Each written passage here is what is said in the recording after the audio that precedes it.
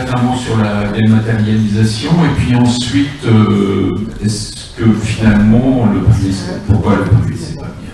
Oui, les deux questions sont liées en fait. Si on pense au fait que la dématérialisation des services publics, c'est aussi en fait le passage au privé d'un très grand nombre d'outils. Par exemple, Pronote, le logiciel qu'utilisent les établissements pour communiquer avec les parents, c'est géré par l'entreprise Index Éducation, refuse de fournir au ministère les données qui permettraient au ministère de faire des statistiques, par exemple. Vraiment, vous avez signé, les données, elles sont là, quoi. Donc voilà ce qui se passe quand on a laissé dépérir les compétences informatiques dans l'État, quoi. Et ce qui se passe récemment aussi, c'est que les entreprises privées qui ont des avantages fiscaux en tant que start-up de l'économie sociale et solidaire se sont mises sur le marché de vous aider à trouver si vous n'auriez pas droit à des aides sociales. En fait, le travail d'une assistante sociale, en gros. Donc vous rentrez un peu des infos sur vos revenus, vos charges, vos enfants, etc.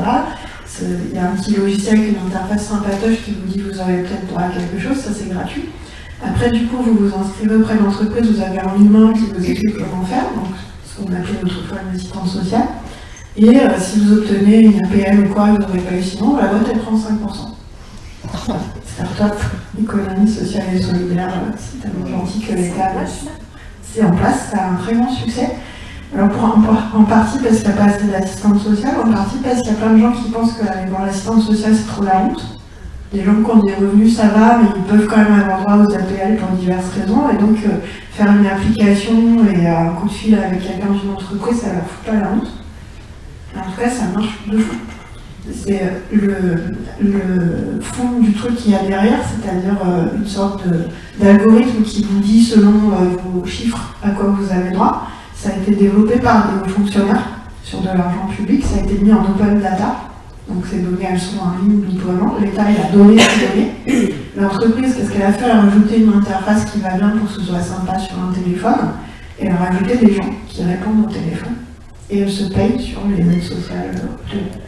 Donc la dématérialisation, c'est évidemment des drames de non-accès au guichet.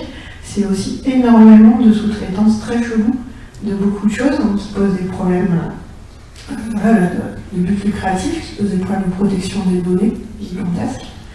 Donc quelques informaticiens crient tout seuls dans leur salon et sur leur site web là-dessus, c'est comme trop technique. Mais la dématérialisation, on en parlait un petit peu dans le livre, mais c'est ce qui m'a sauté à la figure dans les différentes rencontres autour du livre. Je ne sais pas si chaque rencontre a raconté les rencontres d'avant. Mais avec à la fois des formations que j'ai eu l'occasion de donner à des secrétaires de mairie de petits villages de Bourgogne-Franche-Comté.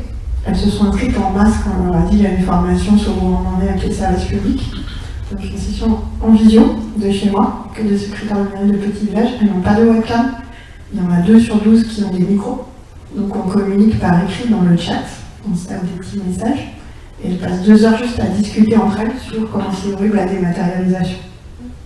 Parce que, comme tous les guichets ont fermé, et qu'elles sont encore là, même si elles ne sont pas là tous les jours, les gens ils viennent les voir pour tout. Parce qu'ils sont en panique et que la mairie c'est le dernier recours, c'est le service public, on sait où il est, on sait le bâtiment il est joli, on sait qu'il y a une personne. Et donc les gens viennent les voir, et les gens des services publics viennent les voir aussi. En fait, les cantonniers, maintenant, s'ils ont besoin d'une nouvelle voiture, ils ont aussi un formulaire dématérialisé qu'ils ne savent pas forcément comment remplir. Et donc, elles remplacent tous les services publics pour tout le monde, pour les autres services publics, et elles avaient juste besoin de parler de ça. 2 mois avant, je me retrouve invitée par une session de temps de hauts fonctionnaires qui veulent un peu se révolter, le sens du service public. Ils avaient invité des représentants des candidats et candidates à la présidentielle. Je leur ai posé 3 questions, c'était assez simple, on aurait pu penser que dans le train de Paris-Angers, ils auraient pu préparer, mais c'était moyennement préparé. Et une des questions, c'était qu'est-ce que vous faites contre les effets pervers de la dématérialisation?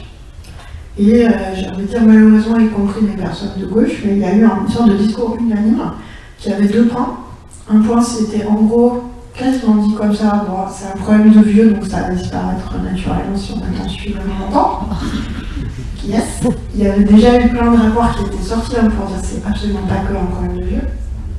Et l'autre truc, qui a été répété par plusieurs personnes, c'est après, oui, il y a des problèmes à les régler, mais c'est quand même tellement bien que je peux faire mes démarches à 23h. Et ben, là, on retrouve l'idée qu'on ne vit pas dans le même monde, en fait. C'est des gens qui sont contents de ne pas être à un guichet, de ne pas le faire chez eux, de pouvoir le faire 23 heures. J'ai envie de dire, ta vie est triste en fait, déjà.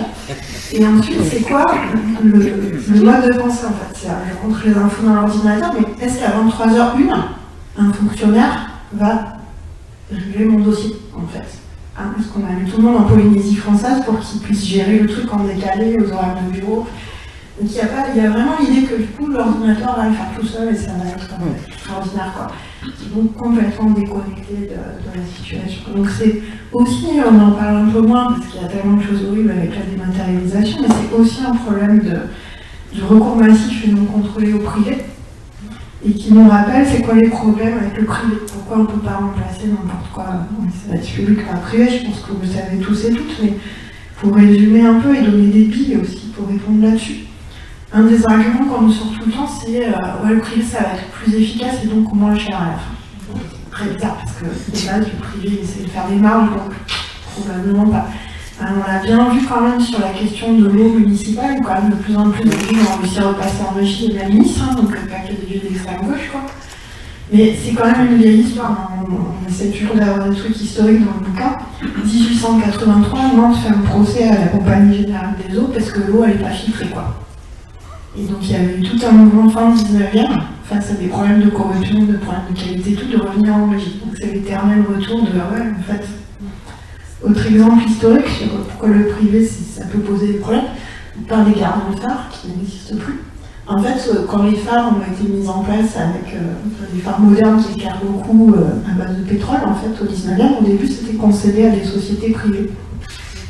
Et en fait, les sociétés privées, elles recevaient une somme fixe de l'État pour opérer le phare et elles se débrouillaient comme elles voulaient pour gérer cet argent. Et donc, surprise, pour augmenter leur marge, elles ont mis le moins de carburant possible. Donc, après quelques naufrages, ils se sont dit on va faire un service public en fait. Donc, qui a été compliqué à organiser, mais ouais, le phare à but lucratif, ça marche moyen.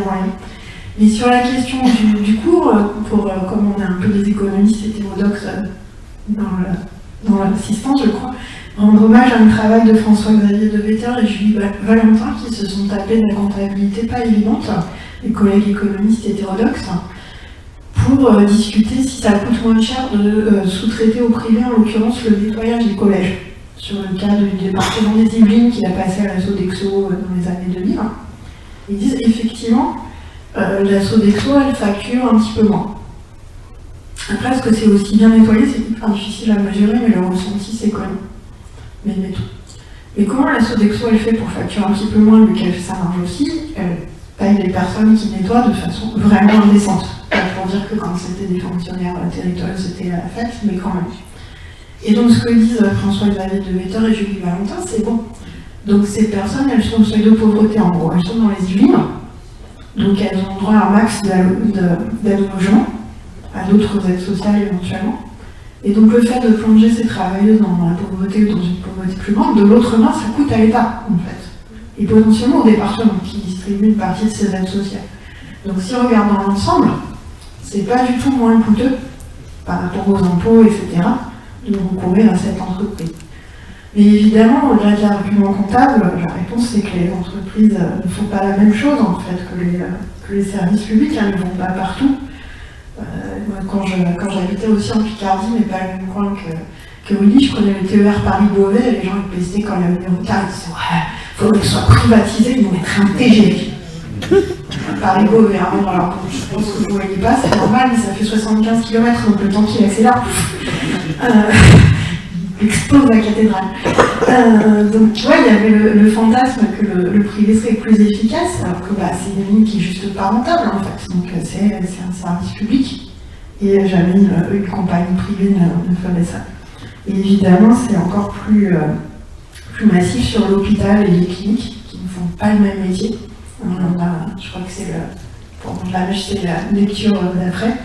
On a un beau chapitre de Fanny Vincent dans notre livre qui évoque ça, c'est-à-dire qu'on oblige les hôpitaux à être soi-disant compétitifs avec les cliniques, c'est juste pas le même métier, quoi.